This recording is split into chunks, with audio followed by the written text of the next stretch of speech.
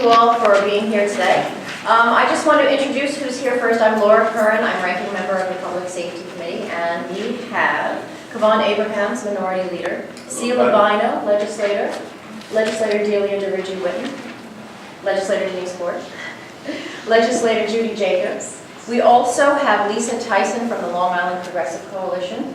We have Kimberly Grant, also from LIPC, Angelo Pinto, who is the campaign manager of the Raise the Age New York campaign, Tammy Williams from Girls Pride, Rusty Miller-Hill from New Flower for Women and Children, Andrea Davis from History Writers Workshop. Did I get somebody's name wrong? New Hour. New Hour.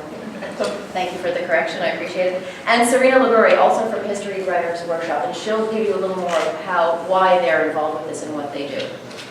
So I'm very, very happy to be joined here today with officials and advocates to urge our state lawmakers to raise the age to 18 for nonviolent offenders to be prosecuted as adults, and to ensure that nonviolent 16 and 17-year-olds are placed in separate age-appropriate facilities, not in adult facilities. New York and North Carolina remain the only two states in the nation that allow 16 and 17-year-old nonviolent offenders to be prosecuted as adults and to place these minors in adult facilities. Let me be clear. This is not some feel-good, soft-on-crime position. It has been thoroughly researched by law enforcement, corrections personnel, and mental health professionals. And they all agree that not only will raising the age help some young offenders avoid a downward spiral, it will make our communities more secure and save taxpayer money thanks to reduced recidivism. Young people prosecuted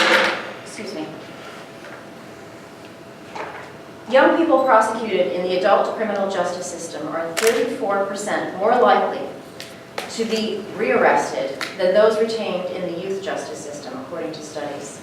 That means adolescents treated like adults in this system are more likely to suffer physical and emotional abuse, to commit future crimes, and to therefore be a further financial burden to society.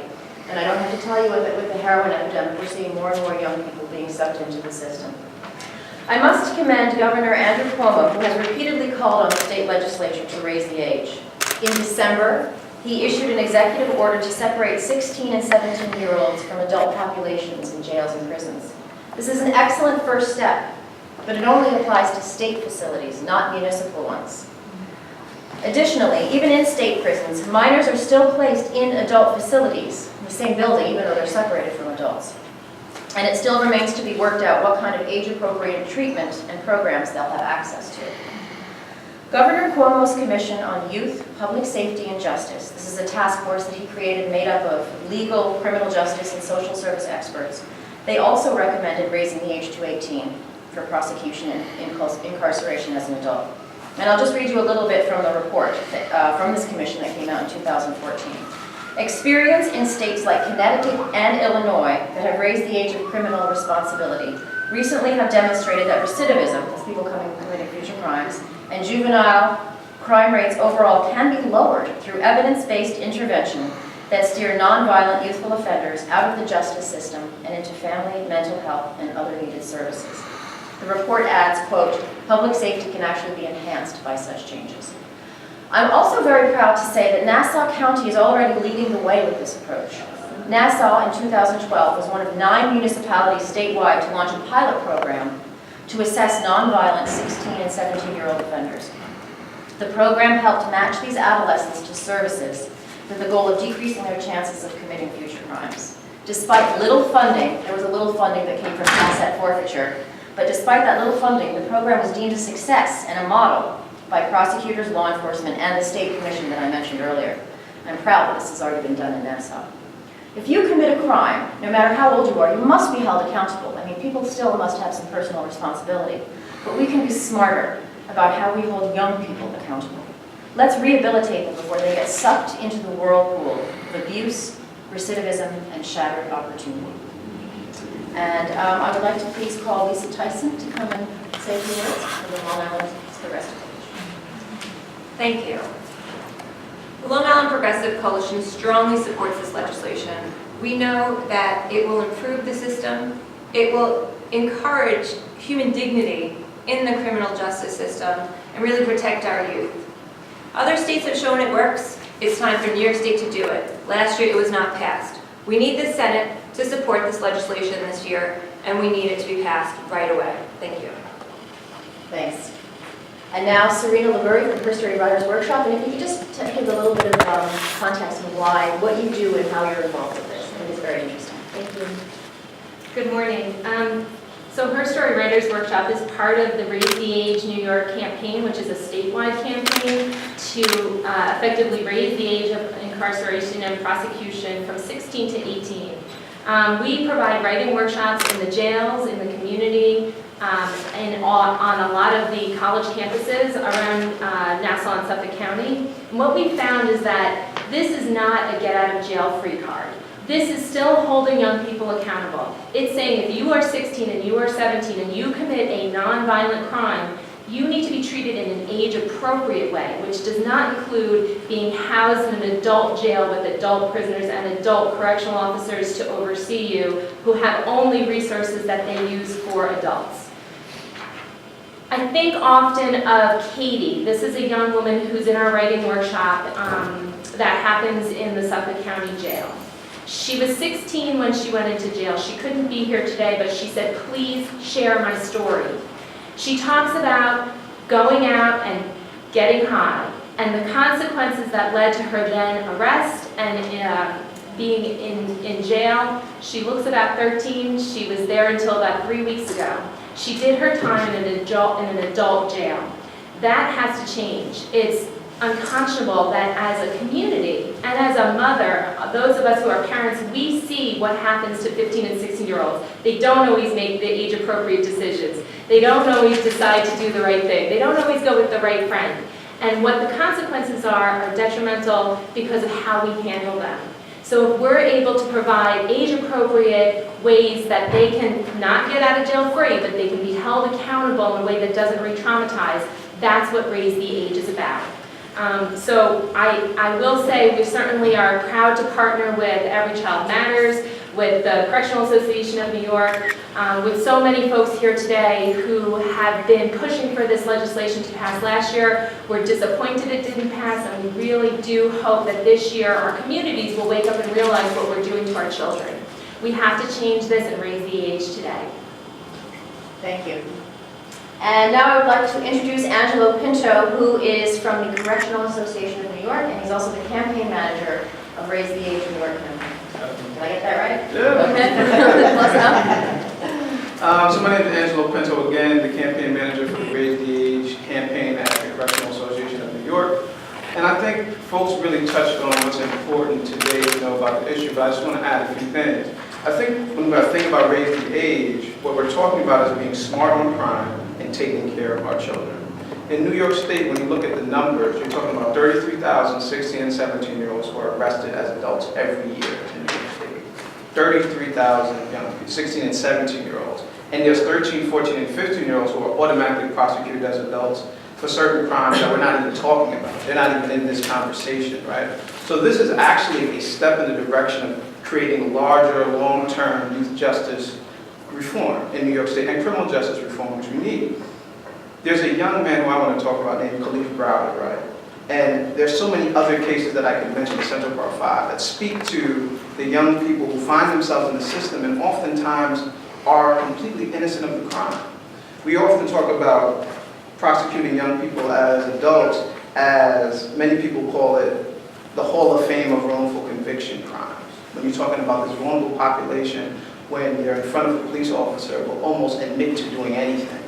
And we've seen it time and time and time again. And last year, when we had an opportunity to pass this legislation, and we thought it would happen, there was a young man named Khalif Browder, who was on Rikers Island for over a year for supposedly stealing a book bag. They didn't have enough evidence to convict the young man. They just released him because he wouldn't take a plea. Khalif Browder ended up committing suicide when he returned to the community. Right? And these stories of young people taking their own life, not only inside facilities, outside facilities, young people who are unable to re-enter the community successfully because education has been disrupted, because they have now been acclimated into a culture of violence because they were in these facilities, Oftentimes, if they don't take their own life, they may commit violence against other people in the community.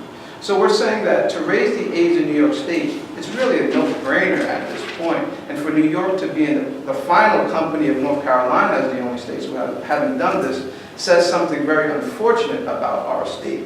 But it also says something unfortunate about the futures that we're leaving in the hands of our children, right? The young people who are spending tremendous amounts of time in prison and in jails and just in the system. So again, I'll say raising the age is not only smart on crime, but it's safe for our children. Thank you so much. And we have one more speaker this morning, and that's Shaniqua Levin from Every Child Matters. On my board today is someone that committed crimes at the age of 16. On my board today is the same man who is now an amazing, amazing contribution to our society. He was fortunate enough to have a parent who was very involved in his life and was able to provide financial assistance to get a good lawyer and to have his record sealed. Not everyone is in that position. He is now a father to many of our children that have been left in the foster care system. He has taken on these children, and he has become a model of what it is, what can happen if we do raise the age, if we do look at these children differently, what can happen to these children's lives later on. They can become productive members of our society. They can become role models in our community. They can become many things. But when we leave and put them in places with adults that aren't going to teach them anything else but sometimes more criminal activity, what kind of future are we giving to them? So I ask you, community members, mothers, parents, seniors, to reach out to your lawmakers if this is something that you feel is important and needs to be done for New Yorkers, New York's children. To reach out to your lawmakers, whether it's by email, phone, Facebook, Twitter. Let them know how you feel. We put them in office. They need to be voting according to the way we feel. Putting programs that are important to our children and what we feel is important. But it's important for you to be the voice of every child and let them know how you feel about raising the age. Happy to take any questions. Legislator, you mentioned the pilot program in 2012. So where are we at now in Nassau at the detention center, for example? Are 16 and 17-year-olds incarcerated there or non-violent offenders? They actually, Nassau has taken the step, even though it's a county facility, to have them separated away from the adult population. So Nassau does not do the policy that you're looking to change? Right, and Nassau is actually doing things the way that the governor has mandated state facilities do them. And if you're interested in finding out more about the pilot program, Sharon Gianelli was the judge who was appointed to do this pilot program. So you. And is the pilot program still in existence? I'm not sure, actually. I'm not sure if it's still going now that she's not in that position anymore. To add one thing, if a young person from Long Island is arrested and given over a year's time and they're not in a county facility, they will still be in adult prison today. If it's in a state prison outside of Long Island? No, I mean, there aren't state prisons in Long Island, but if they're a young person from Long Island and given over a year's time, they're going to be in an adult facility. And it's important to know Rikers Island has sight and sound separation. So 16 and 17-year-olds on Rikers Island are not with adults in the same unit, but they're commingling in the law libraries, cafeterias, and the hallways where young people are interacting with adults. And we often say that it's a facility that's hyper-violent, right?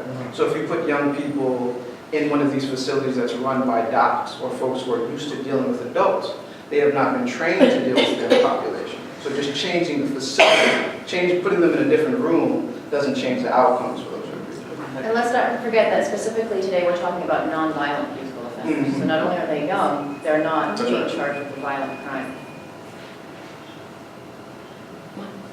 My question would be, in the other states that have this, where they separate the 16, 17-year-olds, you talked about the interruption of their education. So they are high school students. Do the other states then provide high school studies while these young people are incarcerated? They do. It is a prison facility in New York State, Green Correctional Facility, where most of the 16 and 17-year-olds who are prosecuted as adults are housed, and there's a high school on there, Okay. just like Rikers Island. The interesting thing, I had the opportunity to visit Green about 1.5 years ago. The Correctional Association monitors prison conditions, and none of the young people would talk to us when we walked into the first 3 classrooms. And what we realized was that there was just a strong culture of fear.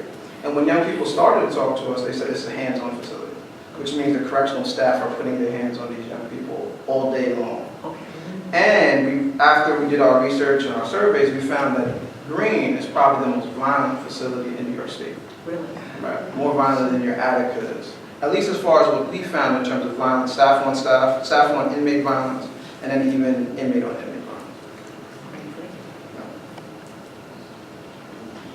Thank you very much. Thank you all for being here.